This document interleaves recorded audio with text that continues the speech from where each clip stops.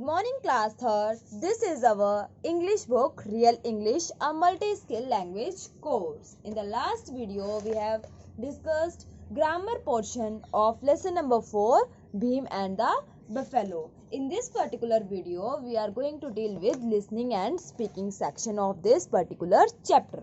So let's start with the listening section. D1.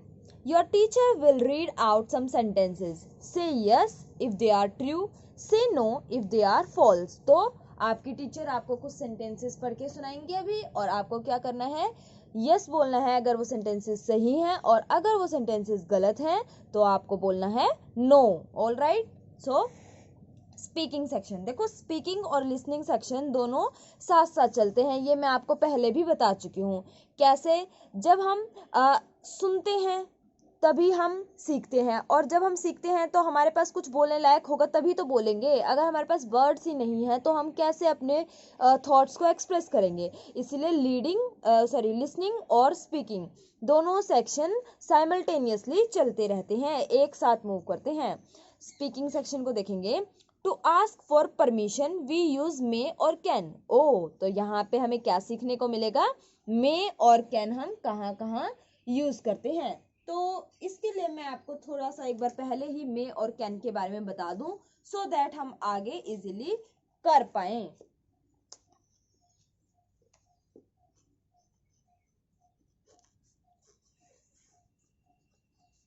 हम मे को और कैन को यूज कहाँ कहाँ करते हैं. तो first thing is for permission.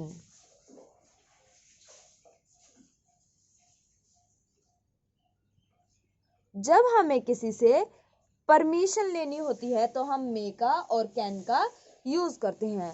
Permission एक गिव एंड टेक रिलेशनशिप होता है, ठीक है ना. परमिशन हम या तो किसी से मांगते हैं या हम किसी को देते हैं. तो परमिशन का रिलेशन कैसा हो जाएगा, गिव एंड टेक. या तो मैं किसी से किसी चीज के लिए परमिशन मांगूंगी, ठीक है, या फिर मैं किसी से परमिशन लूंगी, ठीक है. तो ये हुआ गिव एंड टेक का रिलेशनशिप. अब हम मे कौन से केस में यूज करते हैं और कैन कौन से केस में यूज करते हैं तो वो भी देख लेते हैं. मे यूज करने का जो तरीका होता है वो होता है फॉर्मल, ठीक है. फॉर्मल का क्या मतलब है? फॉर्मल का मतलब है जब आप किसी अनजान या किसी सीनियर से बात कर रहे होते हैं. और इनफॉर्मल का मतलब होता है जब आप अपने सगे संबंधियों से बात करते हैं. कैन भी हम साथ साथ ही डिस्कस कर लेंगे. कैन का जो रिलेशन होता है वो होता है इनफॉर्मल. इनफॉर्मल और फॉर्मल क्या है अब ये देख लेते हैं. इनफॉर्मल का मतलब तो जब हम अपने घर वालों से, अपने फ्रेंड से, अपने क्लोज पर्सन जो हमारे क्लोज हैं उनसे बात करते हैं तो हम इनफॉर्मली बात करते हैं. हम अपने बहन भाई से ऐसे तो नहीं बोलते कि आप प्लीज बैठ जाइए, नॉर्मल बात करते हैं, भाई बैठ जा, है ना. तो क्या होता है, जहाँ पे हमारा अगले पर्सन के साथ बॉन्डिंग होती है वहां पे हम इनफॉर्मल हो जाते हैं. जहां हमें रिस्पेक्ट शो करनी होती है, रिस्पेक्ट हम पेरेंट्स को भी शो करते हैं, ठीक है, पर क्योंकि वो हमारे क्लोज हैं तो वहां पे इनफॉर्मल रिलेशन रहेगा. जहां पे जैसे हमारे टीचर्स हो गए, या फिर हम कहीं बाजार में जा रहे हैं तो वहां हमें कोई बड़ा आदमी मिल जाता है, वो भी कोई अंकल आंटी मिल सकते हैं, कोई भी जिनको हम नॉर्मली नहीं जानते. जैसे मान लो आप कहीं गुम हो गए तो आप किसी से फोन बोरो करते हैं कि मुझे अपने घर पे कॉल करना है तो प्लीज फोन दे दीजिए. तो उस केस में वो फॉर्मल रिलेशन होगा, आप उनको जानते नहीं हैं तो इसीलिए वो इनफॉर्मल नहीं होगा, ठीक है. तो जहाँ पे आपका क्लोज रिलेशनशिप किसी के साथ हो वहाँ इनफॉर्मल होता है, और जब आप किसी को नहीं जानते तब आप किसी से बात करते हैं तो वो फॉर्मल रिलेशनशिप होता है. All right. जब फॉर्मल है तो वहाँ की एक खास बात होती है कि आप वहाँ पे रिस्पेक्ट शो करेंगे, ठीक है. और जब इनफॉर्मल होते हैं तो आपका नेचर होता है फ्रेंडली. All right. जब आप किसी अनजान से बात करेंगे तो आपको एक अलग रिस्पेक्ट शो करनी पड़ती है. इनफॉर्मल में रिस्पेक्ट तो होती है, आप ऐसा तो नहीं अपने पेरेंट्स से तू करके बात करेंगे, है ना. आप वहां भी रिस्पेक्ट करते हैं पर वहां आपका रिलेशनशिप फ्रेंडली होता है. जैसे आप किसी मम्मी के फ्रेंड के पास जाते हैं तो वहां पे आप बहुत ही तमीज के साथ पेश आएंगे, सब कुछ पूछ पूछ के करेंगे। और यहाँ पे आप थोड़ी बहुत नौटंकी करेंगे, थोड़ी बहुत कोशिश करेंगे अपनी मनमानी करने की, है ना। तो यहाँ पे फॉर्मल रिलेशन हो जाएगा, और मे के लिए हम मे के लिए फॉर्मल रिलेशन होगा जहाँ पे आपको रिस्पेक्ट शो करनी होती है, और कैन के लिए इनफॉर्मल रिलेशन होता है जहाँ पे आपका नेचर हो जाता है थोड़ा सा फ्रेंडली। अब हमें कैसे पता चलेगा कि रिस्पेक्ट कहाँ कहाँ शो करनी है? तो कुछ कीवर्ड्स बता रही हूं मैं आपको ताकि थोड़ा सा आइडिया हो जाए। जैसे कि आपको सर के साथ हम बोलेंगे तो हमेशा मे का यूज करेंगे, ठीक है। मैडम के साथ हमेशा मे का यूज करेंगे। उसके बाद मिस्टर या मिसेस के साथ हम मे का यूज करेंगे। मास्टर के साथ, ठीक है, या फिर किसी का सरनेम दिया हो तो भी हम किसका यूज करेंगे? मे का यूज करेंगे। और या फिर कहीं भी रिस्पेक्टफुली आए, इस टाइप के जो वर्ड्स होते हैं इनके साथ हमेशा हम किसका यूज करते हैं? मे का यूज करते हैं। और कैन, जहां पे हमारे दोस्त हो गए, ठीक है, हमारे क्लोज रिलेटिव्स हो गए, हमारी फैमिली हो गई, वहां पे हम क्या यूज करते हैं? कैन यूज करते हैं। मैं आपको एक एग्जाम्पल देना चाहती हूँ और फिर आप बताएंगे कि यहाँ पे क्या आना चाहिए। तो एग्जाम्पल है, dash I come in sir. एक एग्जाम्पल इसी के साथ ही है, यस यू डैश। तो अभी आप खुद फिल करेंगे, मैं ये बाद में बताऊंगी। आप क्या करेंगे? अभी के अभी आपको जो लगता है इसका आंसर नीचे कमेंट बॉक्स दिया होगा वहां पे टाइप करके मुझे बताएंगे। सबके कमेंट्स आ जाएंगे तो मुझे ये पता लगेगा, फिर आप चेंज नहीं कर सकते कि मैंने तो यही बोला था, ठीक है ना। अभी कमेंट करो, जल्दी से वीडियो पॉज करो और कमेंट करो कि आपका आंसर क्या है। नेम लिखेंगे और साथ में यहाँ ये फर्स्ट मार्क करके इसका आंसर और सेकंड मार्क करके इसका आंसर, ताकि मुझे पता चले आपको समझ में आया है या नहीं आया, ठीक है। और इसी के साथ साथ मैं एक एग्जांपल और लिख देती हूँ।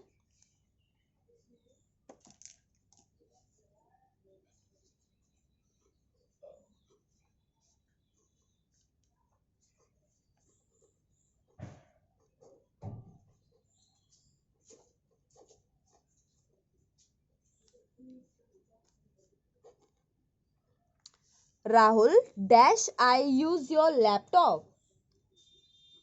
और एक हो जाएगा इसी के साथ,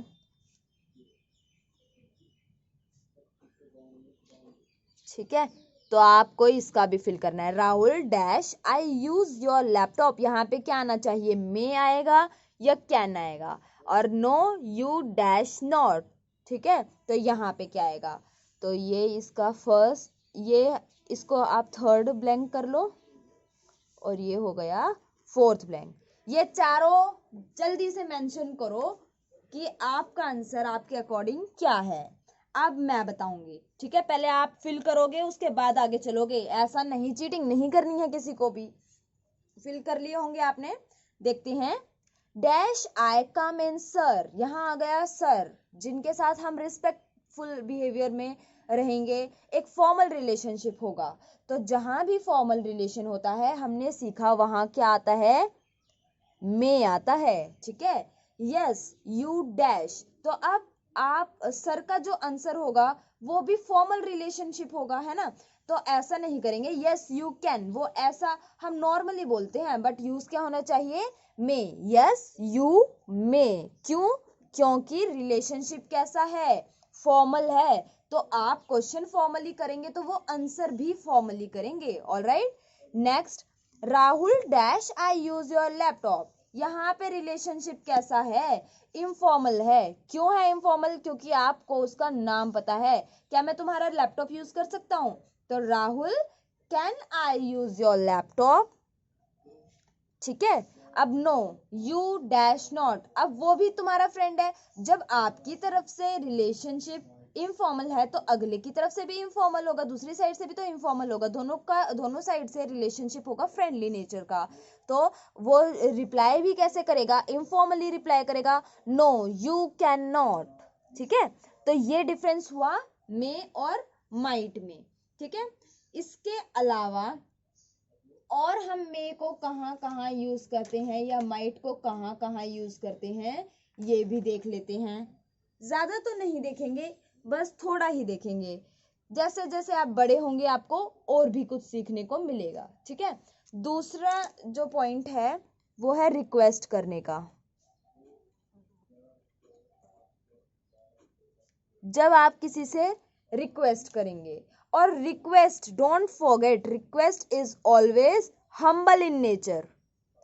आप किसी को गुस्से में नहीं कह सकते कि क्या तू मेरे को अपना पेन देगा, धमकी नहीं देनी ना, हमें उससे मांगना है प्यार से, और गुस्से में तो कोई भी सामान नहीं देता। तो हमारा जो रिलेशनशिप होगा, यहाँ पे रिलेशनशिप नहीं होगा, यहाँ पे फॉर्मल और इनफॉर्मल दोनों ही तरीके से होगा। या तो आप किसी क्लोज फ्रेंड से कोई चीज मांग रहे हैं या फिर किसी अनजान से मांग रहे हैं, तो आपका नेचर पर हमेशा हम्बल होगा क्योंकि आप मांगने वाले हैं। ठीक है ना, रिक्वेस्ट कर रहे हैं तो आपका नेचर हम्बल होगा, पोलाइट होगा, एकदम शांति के साथ आप चीज मांगेंगे। ठीक है, और यहाँ पे मांगने वाले का कोई उद्देश्य होगा, रिक्वेस्ट जो कर रहा है उसका कोई ना कोई टॉपिक होगा कि वो किस चीज के लिए रिक्वेस्ट कर रहा है। तो ये कैसा होगा, स्पीकर यानी कि बोलने वाला जो है उसका कंसर्न दिखाई देगा,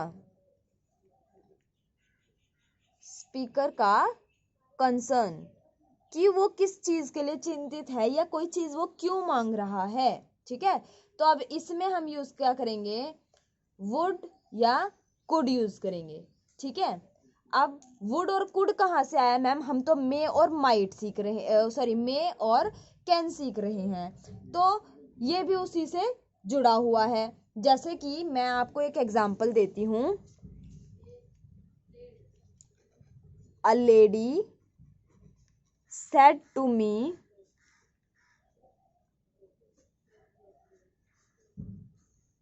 dash you lend me some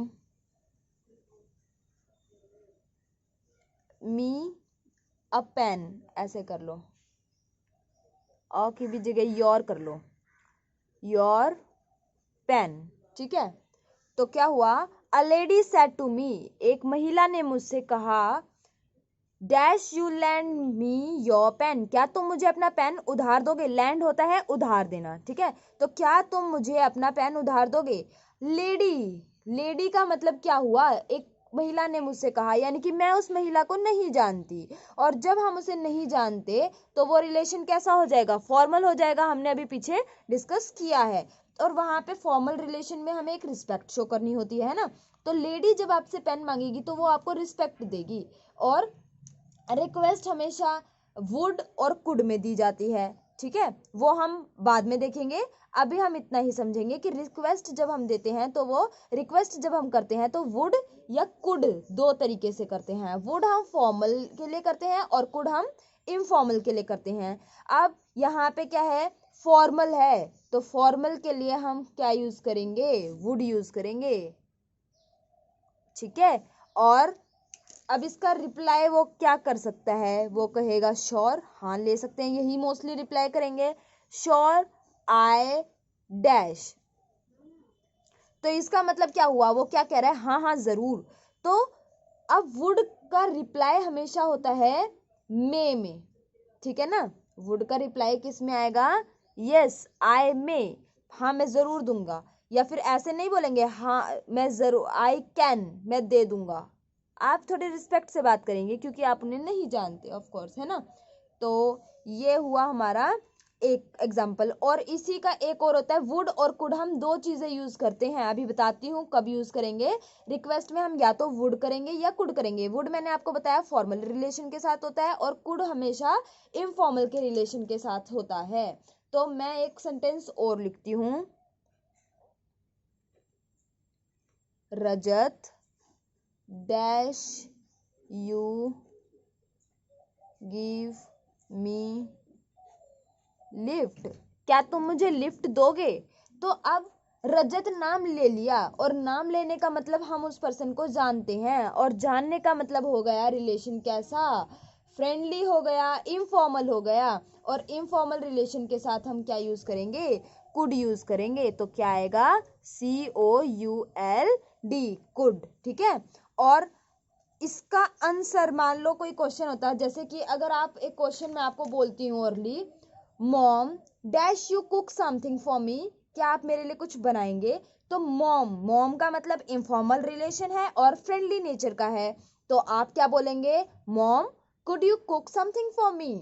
और आपकी मदर रिप्लाई क्या करेंगी, नो, सुबह से शाम तक खाना ही खाता रहता है, नहीं मैं नहीं बना रही। तो क्या होगा, no I can not. Could का रिप्लाई हम कैन में करते हैं और वुड का रिप्लाई हम मे में करते हैं। देखो कैन और मे दोनों आ गए यहाँ पे। जब मैंने क्वेश्चन पूछा mom could you cook something for me, तो कुड के लिए हमने रिप्लाई में क्या किया, no I can not. Could का रिलेशन हमेशा कैन के साथ दिखेगा और वुड का हमेशा मे के साथ दिखेगा। मैं आपको ये चीज लिखवा भी देती हूँ। रिक्वेस्ट होती है हम्बल नेचर की, पोलाइट, और स्पीकर का कंसर्न शो करती है।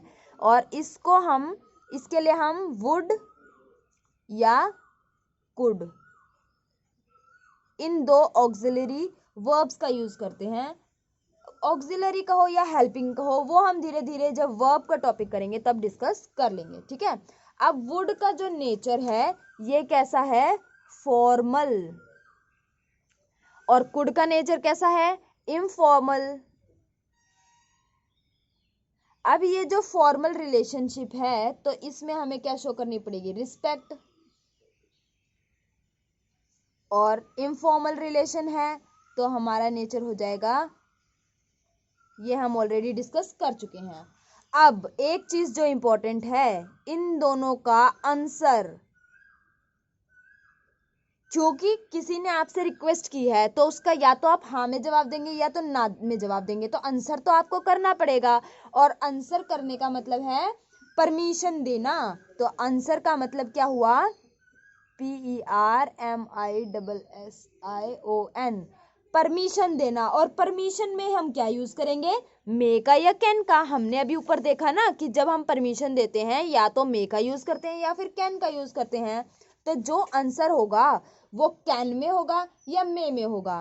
पर जब हम फॉर्मल तरीके से बात करेंगे तो आंसर हमेशा किस में होगा, मे की सेंस में होगा। और जब हमारा रिलेशनशिप फ्रेंडली है तो आंसर कैसा होगा, कैन में होगा। ऑलराइट। तो आई होप आपको यहां तक अच्छे से समझ में आ गया होगा। तो अभी आप क्या करेंगे, ज्यादा नहीं करवाऊंगी, थोड़ा सा ही बस ये रीड करवाऊंगी, और होमवर्क में आप D2 एक्सरसाइज को खुद फिल करेंगे।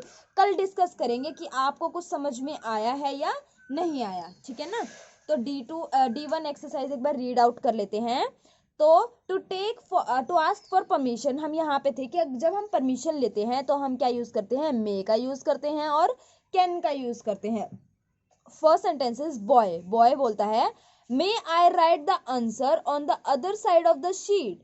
तो बॉय टीचर से बोलता है क्या मैं शीट की दूसरी साइड आंसर लिख सकता हूँ? तो टीचर जवाब देती है no, write it on a fresh sheet of paper. एक नई शीट लो और उस पे आंसर लिखो। तो देखो बॉय ने टीचर से बात की तो क्या किस तरीके से बात की, मे का यूज करा, क्योंकि मे क्या दिखाता है, हमारा फॉर्मल रिलेशनशिप दिखाता है और यहाँ पे आपको रिस्पेक्ट शो करनी होती है। तो टीचर से उसने कैसे बात की, मे का यूज करते हुए। दूसरे सेंस में बॉय गर्ल को कह रहा है can I borrow a sheet of paper. अब उसने, मैम ने उसे कहा है कि आप एक फ्रेश शीट ऑफ पेपर लो, तो वो किसी और से बोरो कर रहा है। तो अब वो किसी नॉर्मल अपने क्लासमेट से ही मांग रहा है, तो वो किसका यूज करेगा, कैन का, क्योंकि उनका रिलेशनशिप कैसा है, इनफॉर्मल और नेचर है फ्रेंडली। ठीक है ना। तो can I borrow a sheet of paper. तो गर्ल रिप्लाई करती है श्योर आई हैव एक्स्ट्रा, बिल्कुल बेशक लो मेरे पास एक्स्ट्रा है। तो हमने यहाँ क्या सीखा, use may when you are speaking to teacher and elder, जब आप बड़ों से बात करते हैं तो आप क्या बोलते हैं, मे का यूज करते हैं। And use can when you are speaking to your friends, जब आप अपने दोस्तों से बात करते हैं तो आप कैन का यूज करते हैं, यानी कि आपका नेचर कैसा होता है, फ्रेंडली होता है। तो मे और कैन का आई थिंक आपको रिलेशनशिप अब क्लियर होगा कि कहाँ हम मे यूज करेंगे, कहाँ हम कैन यूज करेंगे, ठीक है। तो जब हम मे क्लास में एंटर करते हैं तो टीचर से ही परमिशन लेते हैं, तो हम क्या बोलते हैं, मे आई कम इन मैम, है ना। तो मे हमने रिक्वेस्ट करने के लिए, परमिशन मांगने के लिए, रिक्वेस्ट नहीं परमिशन, ठीक है ना। तो जब हम अंदर आने के लिए परमिशन मांगेंगे, और परमिशन के लिए हम हमेशा फॉर्मल रिलेशन में मे का यूज करेंगे, इनफॉर्मल रिलेशनशिप में कैन का यूज करेंगे। एक्सरसाइज D2 देखेंगे, वट विल यू से इन द फॉलोइंग सिचुएशन, यहाँ पे कुछ सिचुएशंस दी हुई हैं, आप इनके अंदर क्या यूज करेंगे ये बताना है। You want your father's permission to join the school picnic, अगर ये एक सिचुएशंस दी हुई है आपको, और आप इनमें क्या बोलेंगे, किस चीज का यूज करेंगे, मे का यूज करेंगे या कैन का यूज करेंगे। तो your father, you want your father's permission, आपको आपके फादर की परमिशन चाहिए, किस लिए, to join the school picnic, school की पिकनिक को ज्वाइन करने के लिए। तो फादर का रिलेशनशिप फ्रेंडली है, तो आप कैसे लिखेंगे ये आप खुद करेंगे, ठीक है, मैं बाद में करवाऊंगी। इस तरीके से ये सारे क्वेश्चंस को आप खुद करेंगे, ठीक है। और फिर नेक्स्ट सेक्शन है राइटिंग, ई पार्ट। इसमें क्या करना है, look at the picture and describe the incident in your own word, यहाँ पे पिक्चर दी हुई है और आपको इस इंसिडेंट्स को अपने वर्ड्स में लिखना है। जैसे मुझे फुटपाथ पे एक बच्चा पपी दिखाई दे रहा है, डॉगी दिखाई दे रहा है, और ये बच्चा उसको घर ले आया, ठीक है, यहाँ पे ऐसा ही दिख रहा है। फिर इसने इसको फीड करवाया, खाने पीने के लिए कुछ दिया इसे, है ना। उसके बाद ये सो गया, ठीक है, सोता हुआ दिखाई दे रहा है। जब ये उठा तो ये बहुत खुश था, और वो जो बच्चा था ये उसको बहुत ही प्यार करने लगा कि कितना अच्छा है क्योंकि उसने उसकी हेल्प की। तो ये एक छोटी सी स्टोरी है जिसको आप अपने वर्ड्स में खुद लिखेंगे, तो ये भी आपका होमवर्क रहेगा। और उसके बाद है एक्टिविटी, एक्टिविटी भी देख लेते हैं क्या है एक्टिविटी में। Discuss the following topics in group of 5 के ग्रुप में आपको ये एक्टिविटीज डिस्कस करनी है। What are the qualities that made Bhim a rich man in the end of the story, तो भीम को एक रिच मैन किस तरीके से बनाया गया, स्टोरी के एंडिंग में भीम अमीर आदमी कैसे बन गया, क्या खूबियां थी उसके अंदर। एक तो क्वेश्चन है ये। What would you have done if you were in his place, तो तुम क्या करते अगर तुम उसकी जगह पे होते। आपको अब होमवर्क सुन लो क्या क्या करना है। सबसे पहले तो D2 एक्सरसाइज को आप खुद करेंगे विदाउट किसी के हेल्प से। अगर टॉपिक समझ में नहीं आया तो 4 बार टॉपिक दोबारा देखिए, कोई प्रॉब्लम नहीं है, पर करना खुद ही है, ठीक है ना। उसके बाद राइटिंग, ये तो आपको खुद ही करनी है, खुद लिखेंगे, जैसी भी आपको इंग्लिश बनानी आए अच्छे से बनाएंगे और सेंटेंसेस बना के इस राइटिंग को कंप्लीट करेंगे। उसके बाद ये जो एक्टिविटी है ये भी आप अपनी नोटबुक में ट्राई करेंगे, एटलीस्ट ट्राई करेंगे। नहीं हुआ तो कोई प्रॉब्लम नहीं, और हो गया तो वेरी गुड, तो पक्का ही मिलेगा, आपकी प्रेज भी की जाएगी, है ना। तो इसीलिए क्या करेंगे, ये तीनों D1 D2 एक्सरसाइज करेंगे, उसके बाद E पार्ट करेंगे और F पार्ट करेंगे। मिलते हैं नेक्स्ट वीडियो में, till then bye bye, take care, thank you and have a nice day.